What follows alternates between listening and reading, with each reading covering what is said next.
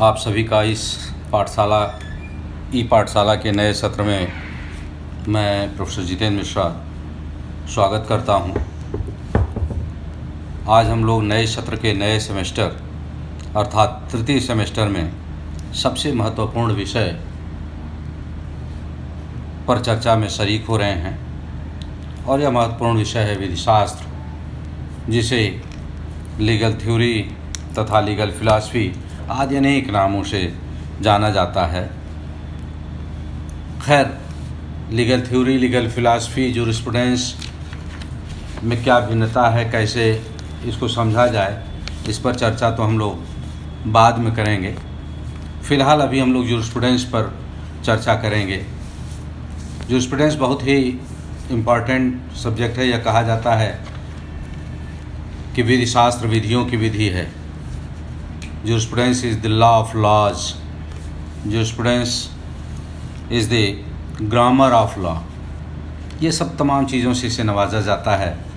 लेकिन सबसे पहले हम लोग इस पर चर्चा करेंगे कि इसकी उत्पत्ति कैसे हुई, विधिशास्त्र का अर्थ क्या है, विधिशास्त्र के अन्य देशों में प्रयोग कैसे हैं, किस नाम से प्रयोग किया जाता है, किस तरीके से जाना जाता है।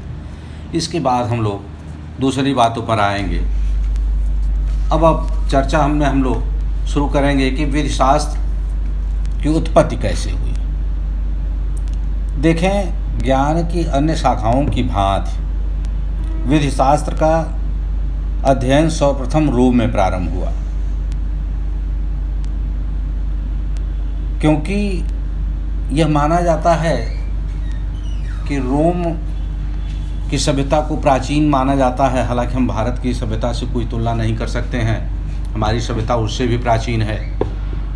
लेकिन फिर भी पाश्चात्य देशों के चिंतन क्रम में अगर देखें तो यह मिलता है कि सिस्टमेटिक स्टडी ऑफ लॉ और jurisprudence this can be found in Roman literatures.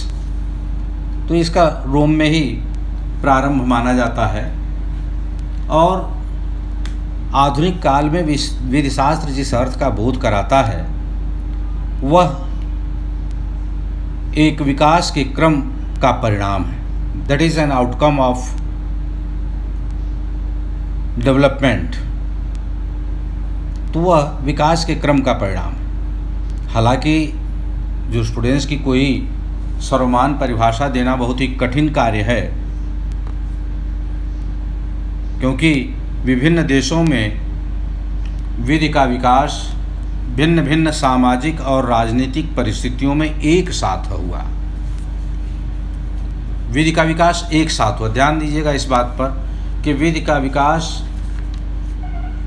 एक साथ हुआ, लेकिन भिन्न भिन्न सामाजिक और राजनीतिक परिस्थितियों में हुआ।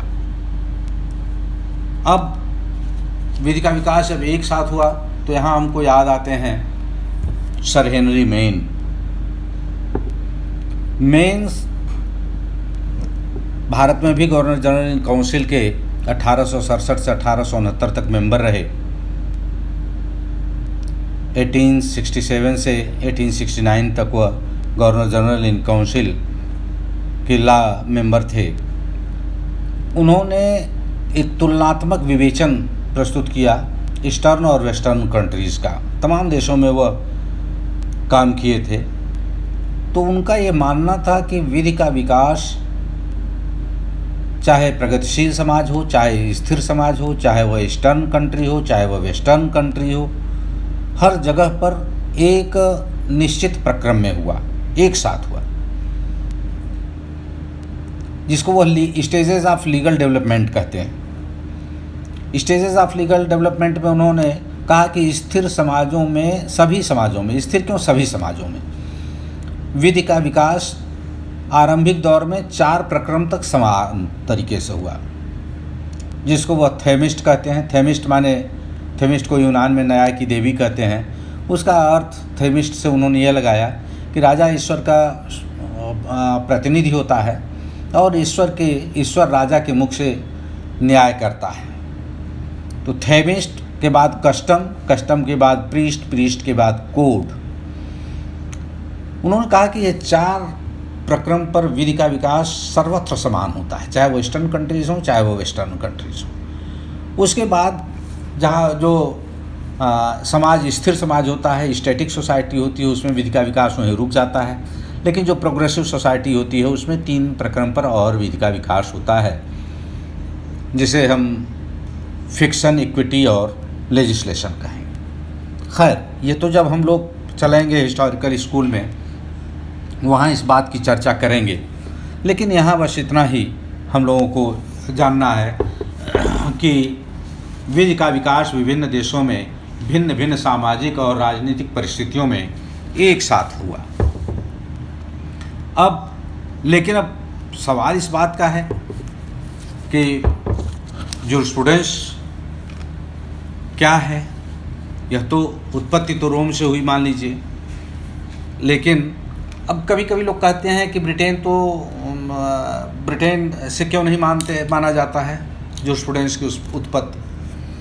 तो एक चीज़ बता दें कि ब्रिटेन में लॉ का कोई सिस्टमेटिक अध्ययन नहीं हुआ। ब्रिटेन के उपनिवेश थे, सब था। ब्रिटेन ने जब विजय प्राप्त की रोमन कंट्रीज़ पर, तो ये कहा गया कि वह ब्रिटेन की भौतिक विजय थी, आध्यात्मिक विजय रोम की थी। इसके माने रोम आध्यात्मिक तौर पर या और तरीक़ों पर ज़्यादा इंटेलेक्ट वहाँ था, इंटेलेक्चुअल्स वहाँ थे। तो ये बात रोम से वहाँ होता। रोम में इस पर हम चर्चा आगे जब करेंगे तो हम चर्चा डिटेल में इस पर जाएंगे। जब हम डेफिनेशन ऑफ जूरिस्प्रूडेंस और रोमन थिंकर्स पर चर्चा करेंगे तो वहाँ बताएंगे आपको नेचुरल लॉ थ्योरी में कि रोम में विधि का बहुत ही सिस्टमेटिक अध्ययन हुआ। लेकिन रोमन एक बात में बहुत चतुर थे, वह कभी सिद्धांत और व्यवहार में घालमेल नहीं करते थे। सिद्धांत अलग देते थे, व्यवहार अलग करते थे। तो वह उनकी अपनी एक चतुर स्थिति थी। अब आप यहाँ इतना ही जान लें कि जूरिस्प्रूडेंस की कोई सर्वमान और एक रूप परिभाषा देना कठिन कार्य है। वैसे तो नॉर्मली यह कहा जाता है कि जूरिस्प्रूडेंस का अर्थ होगा जूरिस प्लस प्रूडेंशिया। जूरिस प्लस प्रूडेंशिया अर्थात विधि का ज्ञान। विधि का ज्ञान, विधि शास्त्र को विधि का ज्ञान माना जाता है। शास्त्र का मतलब ही होता है प्रामाणिक अध्ययन।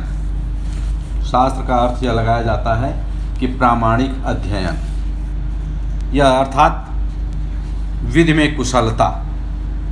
शास्त्र को यही कहा जाता है authoritative discussion of anything is known as shastra, अर्थात किसी विषय का प्रामाणिक विवेचन ही शास्त्र कहलाता है। तो अब विधि शास्त्र का क्या अर्थ निकलेगा? विधि शास्त्र का अर्थ निकलेगा विधि के संबंध में प्रामाणिक अध्ययन तथा विवेचन। दूसरी बात जो आती है विधि शास्त्र की, वह विधिक सिद्धांतों और संकल्पनाओं को विवेकपूर्ण तरीके से लागू करने से संबंधित खोजबीन। तो एक चीज़ तो यह हुआ, विधि के संबंध में प्रामाणिक अध्ययन और विवेचन विधि शास्त्र कहलाता है। दूसरा, विधि शास्त्र क्या है? विधि शास्त्र एक खोजबीन है। कौन सी खोजबीन है? विधिक सिद्धांतों और संकल्पनाओं को विवेकपूर्ण तरीके से लागू करने से संबंधित खोजबीन है। और तीसरा है, इसका तात्पर्य उन विधिक सिद्धांतों को सूझबूझ के साथ और बेहतर तरीके से लागू करना है जो विभिन्न समुदायों और विभिन्न संदर्भों में पाए जाने वाली विधिक घटनाओं से संबंधित।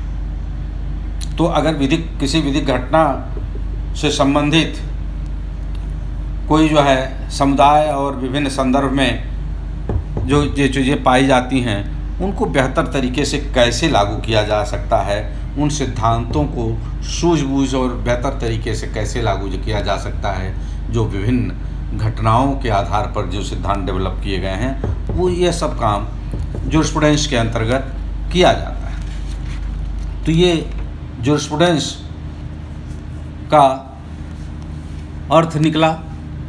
अब दूसरी बात पर हम आते हैं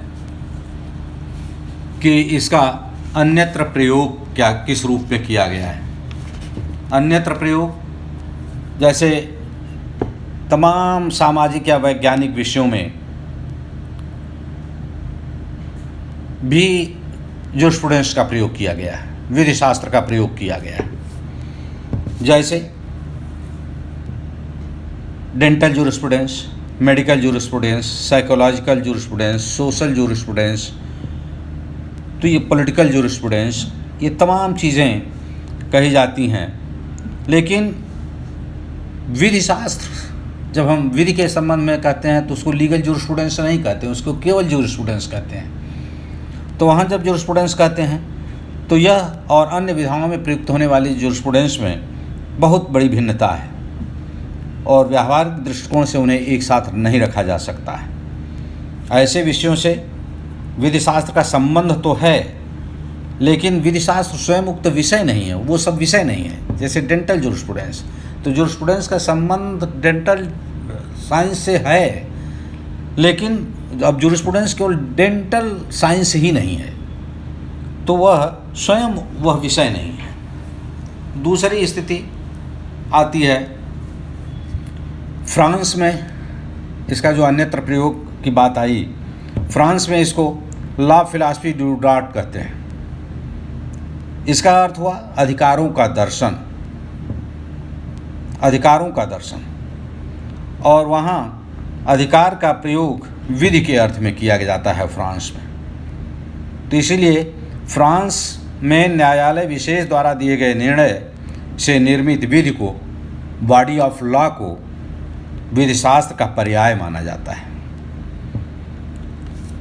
इतना ही नहीं, जर्मनी को भी अगर देखें तो जर्मनी में रेस्ट फिलॉसफी कहते हैं और उसका वही अर्थ निकलता है जो फ्रांस की शब्दावली से आभाषित होता है, ला फिलॉसफी डू ड्रॉट से वही अर्थ निकलता है। तो इस शब्द का प्रयोग किसी देश या समुदाय विशेष की विधि के अध्ययन के लिए भी कभी कभी किया जाता है। किसी देश विशेष के लिए, किसी समुदाय विशेष की विधि के अध्ययन के लिए भी किया जाता है।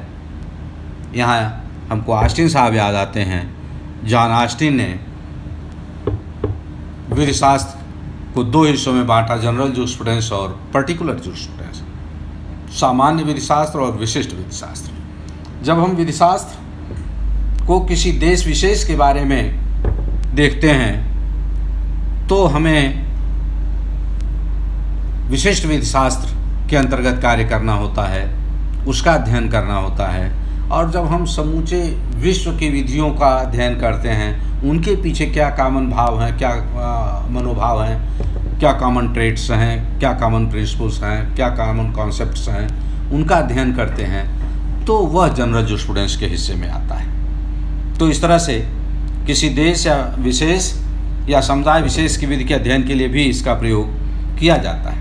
जैसे फ्रेंच जूरिस्प्रूडेंस, हिंदू जूरिस्प्रूडेंस, मुस्लिम जूरिस्प्रूडेंस, तमाम बातों का।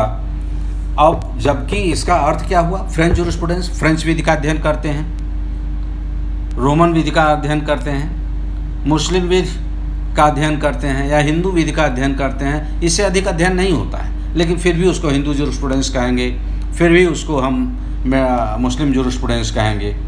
लेकिन यहाँ पर हमको यह स्मरण रखना है कि सर्वत्र विधि शास्त्र का अध्ययन और विषय समान और एक ही है, चाहे वह फ्रांस में हो, चाहे वह इंडिया में हो, चाहे कहीं भी हो। उनकी सामग्री लगभग एक ही है, चाहे उन्हें किसी भी नाम से व्यक्त किया जाए, चाहे उन्हें जूरिस्प्रूडेंस के नाम से भी व्यक्त किया जाए, चाहे उन्हें रेस्ट फिलॉसफी के नाम से व्यक्त किया जाए, चाहे उन्हें ला फिलॉसफी डू ड्रॉट के नाम से व्यक्त किया जाए। तो यह तो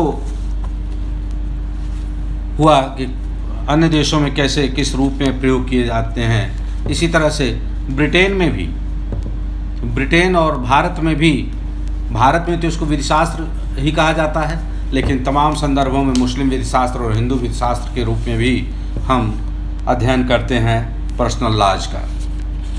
ब्रिटेन में चूँकि भारत के अधिकांश विधियों के पीछे जो हमारे इनेक्टेड लॉज हैं, जो अधिनियमित कानून हैं, उनके पीछे ब्रिटिश सोच ही रही है। हमने वहीं से उसको बारो किया है लगभग कुछ मामलों तक, आधुनिक काल को छोड़ दें तो स्वतंत्रता के पूर्व तक के नियमों को। तो इसलिए बहुत कुछ छाप ब्रिटेन की भारत के लीगल सिस्टम पर है। और ब्रिटेन में भी जो जूरिस्प्रूडेंस का कोई सिस्टमेटिक स्टडी तो नहीं हुई, लेकिन वो लोग दूसरी विधाओं का अध्ययन किया और उन विधाओं से कानून के क्षेत्र में भी प्रकाश डाला और उस रूप में वहाँ जूरिस्प्रूडेंस विकसित हुआ। तो यह तो हुआ उसका प्रयोग, अन्यथा प्रयोग। अब विधिशास्त्र और सामान्य विधियों में क्या भिन्नता है? विधिशास्त्र जूरिस्प्रूडेंस, जैसा कि अभी हमने पहले बताया कि विधिशास्त्र को विधियों की विधि माना जाता है, it is law of laws. विधिशास्त्र को विधि का व्याकरण माना जाता है। ये कहा जाता है कि law is the grammar of law. फिर आगे कहा जाता है कि विधि शास्त्र विज्ञान और दर्शन दोनों है, जिस पर अभी हम आगे चर्चा करेंगे कि अविज्ञान और वेदर। एक क्वेश्चन उठता है कि वेदर जूरिस्प्रूडेंस इज साइंस और फिलॉसफी, यह और उत्तर निकलता है कि यह तो दोनों है, it is science as well as philosophy. विधिशास्त्र विधि के नियमों का अध्ययन नहीं करता है, यह उन नियमों के पीछे क्या अवधारणाएं हैं, क्या कॉमन प्रिंसिपल्स हैं, क्या कॉमन कॉन्सेप्ट्स हैं, क्या कॉमन ट्रेट्स हैं, इन सब बातों का अध्ययन करता है। जैसे आप उठाएं देखें कि भारत में तमाम तरह के कानून हैं। मुस्लिम विधि में तमाम प्रथाएं चलती हैं, शरीयत है, ये है, वो है। हिंदू विधि में भी विवाह के संबंध में कई प्रथाएं हैं, हालांकि marriage act, Hindu marriage act codified है। इस तरह से प्रथाओं का अलग विकास है। लेकिन कॉन्ट्रैक्ट है, कॉन्ट्रैक्ट के अलावा ट्रांसफ़र ऑफ प्रॉपर्टी एक्ट है, ट्रस्ट है, इंडियन पेनल कोड है, CRPC है, CPC है, एविडेंस है। अगर सभी कानूनों का आप देखें तो आप पाएंगे कि सभी कानूनों के पीछे कॉमन चीज़ क्या है। अगर तलाशें कि कॉमन चीज़ क्या है तो आपको मिलेगा कि कॉमन चीज़ बिल्कुल जैसे सभी ये सभी जितने कानूनों का नाम हमने लिया है, ये सभी का, इन सभी का निर्माण जो है वो संसद से हुआ है। They all are legislated by competent legislature, they are all are made by competent legislature, they all are enacted by common legislature, competent legislature, sorry common नहीं, कॉम्पिटेंट लेजिस्लेचर, सक्षम विधायिका द्वारा सारे कानून बने हैं। तो इनके पीछे एक कॉमन चीज़ क्या निकली कि विधायिका ने इन कानूनों को बनाया है, सक्षम विधायिका ने इन कानूनों को निर्मित किया है। तो इस तरह से जूरिस्प्रूडेंस किसी एक नियम का अध्ययन नहीं करता है, बल्कि विधिशास्त्र में उन नियमों के पीछे क्या अवधारणाएं हैं, क्या सामान्य सिद्धांत, क्या कॉमन प्रिंसिपल्स, उसका अध्ययन करता है। तो इस तरह से ऑस्टिन कहता है कि विधिशास्त्र विज्ञान है। विधिशास्त्र के निर्धारित पाठ्यक्रम, विधि के लिए निर्धारित पाठ्यक्रम में जो विधियों को का अध्ययन हम लोग करते हैं उससे विधिशास्त्र बिल्कुल भिन्न है, एकदम सर्वथा भिन्न है। क्यों? क्योंकि अन्य विधियों के बारे में निश्चित नियम है। जैसे कॉन्ट्रैक्ट एक्ट के बारे में अगर आपको जानकारी करनी है तो आप लॉ ऑफ कॉन्ट्रैक्ट में चले जाइए, इंडियन कॉन्ट्रैक्ट एक्ट 1872 को देखिए। इसी तरीके से IPC अपराध से संबंधित कानून को जानना है, क्रिमिनल लॉ के बारे में जानना है तो IPC में चले जाइए। लेकिन जूरिस्प्रूडेंस में किसी एक विधि का समावेश नहीं है, बल्कि समूची विधियों के पीछे क्या सामान्य अवधारणाएं हैं, क्या कॉमन प्रिंसिपल्स हैं, उनको जो है जूरिस्प्रूडेंस के अंतर्गत पढ़ा जाता है। इसी तरह से अन्य विधियों के लिए निश्चित प्राधिकारिक स्रोत, जैसे कॉन्स्टिट्यूशनल लॉ से संबंधित अगर कोई समस्या आती है तो कॉन्स्टिट्यूशन ऑफ इंडिया में जाइए। दंड के लिए या अपराध के लिए कोई समस्या आती है तो आप इंडियन पेनल कोड की धारा में जाइए। विचारण कैसे होना है, CRPC में जाइए, CPC में जाइए। लेकिन विधिशास्त्र के अध्ययन के लिए कोई जो है एक कानून नहीं है, विधि शास्त्र का कोई निश्चित प्राधिकारिक स्रोत नहीं है। तो यह भी भिन्नता है अन्य विधियों से भिन्नता के क्रम में। तीसरी बात जो हम लोग करेंगे वह अन्य विधियों की तरह विधि शास्त्र का व्यावहारिक समस्याओं से कोई सरोकार नहीं है। व्यावहारिक समस्याओं के निराकरण में कोई विशेष महत्व जूरिस्प्रूडेंस का नहीं है। जैसे कॉन्ट्रैक्ट में अगर संविदा से संबंधित कोई समस्या उत्पन्न होती है तो कॉन्ट्रैक्ट आगे आ जाता है, हल करता है। लेकिन जूरिस्प्रूडेंस एज सच किसी समस्या के समाधान में इसका कोई बहुत महत्व नहीं है। और जूरिस्प्रूडेंस, चौथी बात जो आती है, जूरिस्प्रूडेंस और अन्य विधियों के मध्य जो भिन्नता है, जूरिस्प्रूडेंस इस बात पर विचार व्यक्त करता है, इस बात पर विचार करता है कि नियमों के लिए क्या क्या आवश्यक तत्व अपेक्षित है, नियमों के लिए क्या क्या आवश्यक तत्व अपेक्षित है, कानून के लिए क्या क्या आवश्यक तत्व अपेक्षित हैं, अन्य बातों पर विचार नहीं करता है। जूरिस्प्रूडेंस अन्य विषयों की तरह से व्यक्तिगत तौर पर उत्पन्न होने वाले परिणामों की बात नहीं करता है। ये नहीं करता है कि व्यक्तिगत तौर पर जो परिणाम उत्पन्न होते हैं उस पर कोई चर्चा नहीं करता है। अर्थात तो करता क्या है, अर्थात यूनिवर्सल नोशन की बात करता है, कॉमन अवधारणाओं की बात करता है, कॉमन कॉन्सेप्ट्स की बात करता है, न कि व्यक्तिगत, जैसे कॉन्ट्रैक्ट, टार्ट, फेवलीला से सब के तमाम इनेक्टमेंट्स हैं, ये व्यक्तिगत समस्याओं की बात करते हैं, व्यक्तिगत समस्याओं के समाधान के लिए उत्सुक रहते हैं, के लिए प्रयत्नशील ये कानून होते हैं। लेकिन जूरिस्प्रूडेंस किसी व्यक्तिगत तौर पर उत्पन्न होने वाली समस्या की बात नहीं करता है। तो यह विधि शास्त्र में और सामान्य विधियों में भिन्नता की बात हुई। अब तीसरी बात पर आते हैं और तीसरी बात के साथ ही हम आज के उसको ख़त्म करेंगे, आज का अपना लेक्चर वहीं छोड़ेंगे। ये बात आती है कि विधि शास्त्र विज्ञान है कि दर्शन है। अब इस पर ज़रा सा हम लोग सोच लें कि विधि शास्त्र विज्ञान है अथवा दर्शन है। तो यह सबसे पहले जूरिस्प्रूडेंस में देखते हैं कि फ़िलासफ़ी ऑफ लॉ इसको क्यों कहते हैं, लीगल फ़िलासफ़ी क्या है। लीगल फ़िलासफ़ी 3 बिंदुओं पर बात करेंगे इसमें हम।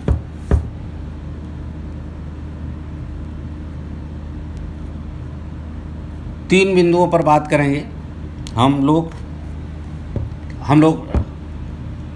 जूरिस्प्रूडेंस और difference between jurisprudence and other laws पर हम लोग बात कर चुके हैं अभी, इसलिए हम नेक्स्ट स्लाइड पर चलते हैं। Jurisprudence whether it is philosophy और साइंस। तो सबसे पहले हम ये जान लें कि फ़िलासफ़ी ऑफ लॉ क्या है, जो लीगल फ़िलासफ़ी क्या है और जूरिस्प्रूडेंस क्या है, दोनों में ज़रा सा हम लोग देख लें कि क्या है। 3 बिंदुओं पर बात करेंगे। विधि के क्षेत्र में सार्वभौम सत्य को अन्वेषित करके उसे व्यक्त करना, ये फिलॉसफी के अंतर्गत आता है, फिलॉसफी ऑफ लॉ के अंतर्गत आता है। क्या? विधि के क्षेत्र में सार्वभौमिक सत्य को अन्वेषित करके व्यक्त करना। दूसरी बात, यह उन आधारभूत विधिक सिद्धांतों को परिभाषित करता है एवं उनकी व्याख्या करता है जो प्रत्येक विधिक प्रणाली में लागू विवेकपूर्ण सिद्धांतों के रूप में स्वीकार्य हैं। और तीसरा, यह उन आधारभूत विधिक सिद्धांतों का औचित्य एवं व्याख्या प्रस्तुत करता है जिनका लागू किया जाना बुद्धिमानी का प्रतीक होता है। तो यह इस तरह से विधिक दर्शन उन मूलभूत विधिक सिद्धांतों का अध्ययन करता है जिन्हें सभी विधिक प्रणालियां समान रूप से अपनाती हैं, ये कहा जाता है। अब देखिए, जूरिस्प्रूडेंस के बारे में यह प्रायः कहा जाता है कि जूरिस्प्रूडेंस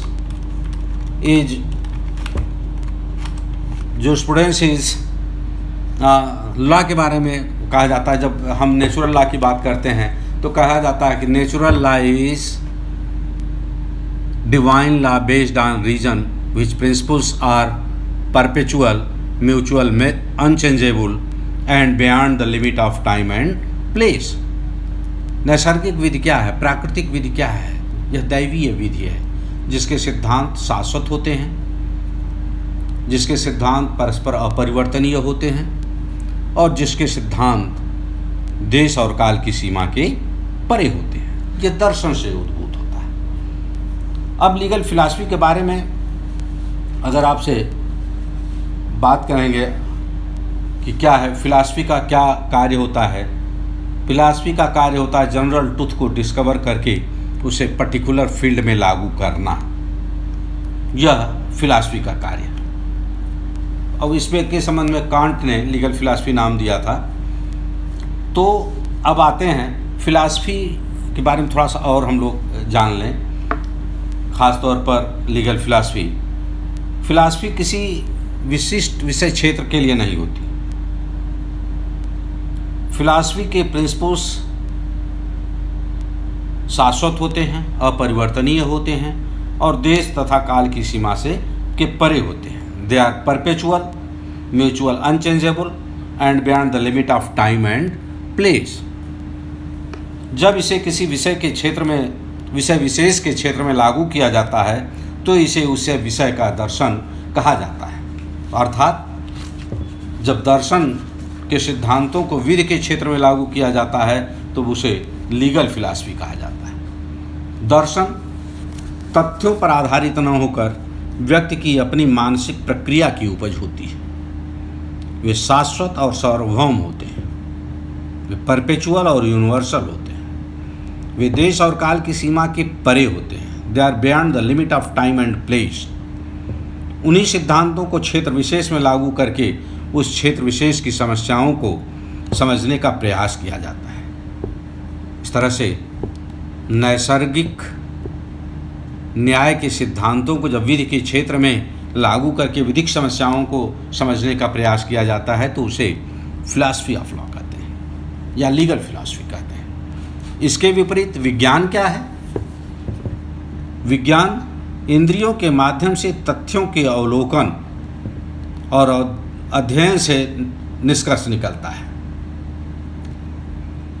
इंद्रियों के माध्यम से तथ्यों का अवलोकन किया जाता है और अध्ययन करके निष्कर्ष निकाला जाता है तो विज्ञान होता है। बारंबार अवलोकन द्वारा जब किसी तथ्य की पुष्टि हो जाती है, बार बार एक ही एक्सपेरिमेंट बार बार होता है। जैसे इस समय क्लिनिकल ट्रायल में चल रही है बातें, कोरोना काल चल रहा है, कोविड-19 का इसमें कहर चल रहा है और दवाएं बनी और दवाएं बन रही हैं, वैक्सीन बन रहे हैं, ट्रायल चल रहे हैं। जब ट्रायल में एक ही तरह का नतीजा आता जाएगा तब माना जाएगा कि यह सक्सेसफुल ट्रायल है। तो इसी तरह से बारंबार अवलोकन द्वारा जब किसी तथ्य की पुष्टि हो जाती है तब यह माना जाता है कि यह कोई वैज्ञानिक खोज हुई, तभी यह माना जाएगा कि वैक्सीन की खोज हो गई, तभी यह कहा जाएगा कि वैज्ञानिक खोज हुई। इस पद्धति का मुख्य आकर्षण यह है कि यह प्रयोग चाहे जो करे निष्कर्ष एक ही निकलेगा। अर्थात वैक्सीन का ट्रायल चाहे जहाँ हो, अमेरिका में हो, रूस में हो, भारत में हो, चीन में हो, जापान में हो, कहीं भी हो, अगर वह कोविड-19 को ख़त्म करने में सफल होगा तो वह माना जाएगा कि हर जगह की रिसर्च कोविड के अगेंस्ट वैक्सीन को डेवलप की है रिसर्च के माध्यम से। तो यही इस पद्धति का मुख्य आकर्षण है कि यह प्रयोग चाहे जो करे निष्कर्ष एक ही निकलता है, क्योंकि विज्ञान तथ्यपरक खोज है, फैक्चुअल स्टडी है। और जब तक तथ्य वही रहेंगे निष्कर्ष सदैव एक ही रहेगा, चाहे कोई भी करे, चाहे कहीं भी करे, चाहे आकाश में करे, चाहे समुद्र में करे, चाहे पर्वत में करे।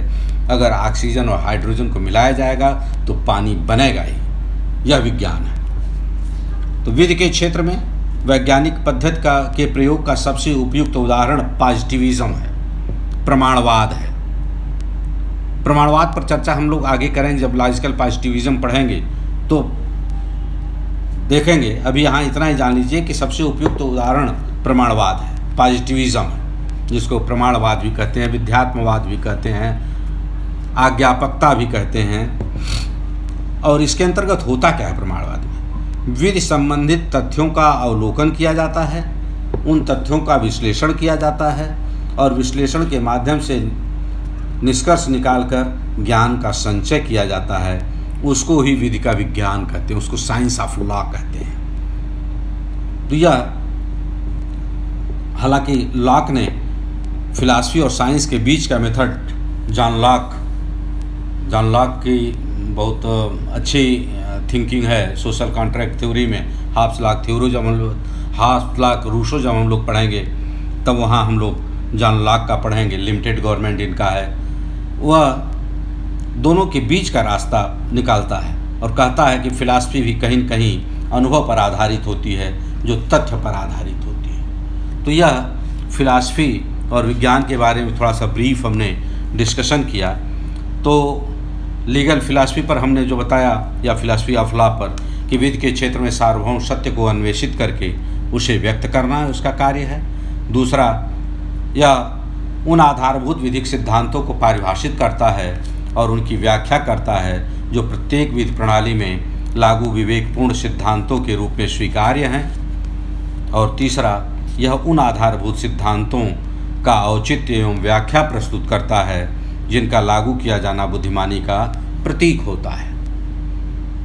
तो इस तरह से विधिक दर्शन उन मूलभूत विधिक सिद्धांतों का अध्ययन करता है जिन्हें सभी विधिक प्रणालियां समान रूप से अपनाती हैं। अब सोचिए जरा सा, सभी विधिक प्रणालियां समान रूप से अपनाती हैं, चाहे वो इंडियन लीगल सिस्टम हो, चाहे ब्रिटिश लीगल सिस्टम हो, चाहे अमेरिकन लीगल सिस्टम हो, चाहे रोमन लीगल सिस्टम हो, चाहे कोई भी लीगल सिस्टम हो, चाहे फ्रेंच लीगल सिस्टम हो, सारे सिस्टम उसको समान रूप से अपनाते हैं। तो समान रूप से क्या चीज़ें अपनाई जाएंगी? जो चीज़ें अच्छी हों, जो गुडनेस, हर जगह उसको अपनाया जाएगा।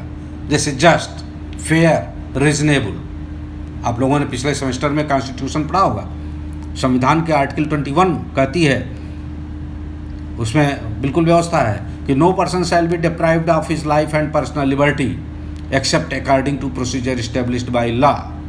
अर्थात किसी भी व्यक्ति को उसके प्राण एवं दैहिक स्वतंत्रता से वंचित नहीं किया जाएगा जब तक कि सिवाय विधि द्वारा स्थापित प्रक्रिया के। अब विधि द्वारा स्थापित प्रक्रिया क्या होनी चाहिए, इस पर बड़ा विवाद रहा। शुरुआती दौर में जब संविधान हमारा लागू हुआ, वहाँ से लेकर के शिवाकांत शुक्ला तक के केस तक, AK गोपालन से लेकर के शिवाकांत शुक्ला के केस तक, ADM जबलपुर के केस तक। लेकिन बाद में मनेका गांधी का केस आया, उसमें सुप्रीम कोर्ट ने, ऑनरेबल सुप्रीम कोर्ट ने यह होल्ड किया कि procedure established by law means procedure must be just, fair and reasonable. अर्थात प्रक्रिया को उचित होना चाहिए, रिज होना चाहिए और युक्तियुक्त होना चाहिए। अब युक्तियुक्त पर बात याद आई। एक बार युक्तियुक्त के डेफिनेशन के बारे में किसी से पूछा गया कि व्हाट इज़ रीजनेबल, तो किसी एक बड़े थिंकर ने कहा कि ए reasonable man sitting on A reasonable chair, what ever says reasonably that is reasonable. एक युक्तियुक्त व्यक्ति युक्तियुक्त स्थान पर बैठकर जो कुछ भी युक्तियुक्त कहता है वही युक्तियुक्त है। अर्थात परिभाषा में क्या है युक्तियुक्त का? एक सामान्य बुद्धि का व्यक्ति जिस बात को उचित समझे, जिस बात को युक्तियुक्त समझे। तो यह क्या हुआ? यह अच्छाई से उत्प्रोत है, यह नेचुरल प्रकृति से उत्प्रोत है, प्राकृतिक तत्वों से उत्प्रोत है। तो यह जो है इसको कहा जाएगा गुडनेस, अच्छाई जिसमें हो, जिसमें प्राकृतिक न्याय के नियम हों। तो यह सब इन्हीं चीज़ों को सारी न्यायिक प्रणालियाँ अपनाती हैं। जैसे अमेरिका में ड्यू प्रोसेस ऑफ लॉ है, हमारे यहाँ प्रोसीजर इस्टेब्लिश्ड बाय लॉ है। इस पर फिर कभी विस्तार से चर्चा करेंगे, आगे चलेंगे जब नेचुरल लॉ में, तो वहाँ चर्चा इस पर करेंगे। तो ये हो गया, फिलॉसफी ऑफ लॉ पर चर्चा थोड़ी सी हो गई। अब आते हैं जूरिस्प्रूडेंस पर चर्चा करते हैं। जूरिस्प्रूडेंस को यह कहा गया कि जूरिस प्लस प्रूडेंशिया, लैटिन पद, जैसे कि पहले हमने बताया कि विधि का ज्ञान, विधि में कुशलता, अर्थात विधि के संबंध में प्रामाणिक अध्ययन व विवेचन, यह विधि शास्त्र का अर्थ निकला। दूसरा, विधिक सिद्धांतों और संकल्पनाओं को विवेकपूर्ण तरीके से लागू करने से संबंधित खोजबीन। तीसरा, इसका तात्पर्य उन विधिक सिद्धांतों को सूझबूझ के साथ और बेहतर तरीके से लागू करना है जो विभिन्न समुदायों और विभिन्न संदर्भों में पाए जाने वाली विधिक घटनाओं से संबंधित हैं। तो यह अब सवाल आता है कि विधिक जूरिस्प्रूडेंस और लीगल फिलॉसफी में क्या अंतर, दोनों में क्या अंतर है। विधि के दर्शन का ध्येय सार्वभौमिकता है और विधि शास्त्र का उद्देश्य उन सार्वभौमिक विधि के सिद्धांतों का विशिष्ट प्रयोग है। तो इस तरह से विधि शास्त्र अपना जीवन किसी न किसी प्रकार के विधिक दर्शन से ही प्राप्त करता है। यह चर्चा हम लोग आज कि जूरिस्प्रूडेंस विज्ञान है या दर्शन है, इस संबंध में विधि शास्त्री दो खेमे में बटे हुए हैं। एक कहते हैं परंपरागत तरीका है। परंपरागत तरीके में लोग कहते हैं कि कुछ लोग कहते हैं कि विधि शास्त्र दर्शन है, फिलॉसफी है, और कुछ लोग कहते हैं कि नहीं, जूरिस्प्रूडेंस इज साइंस, या विधि शास्त्र विज्ञान है। जैसे ऑस्टिन, सेवनी,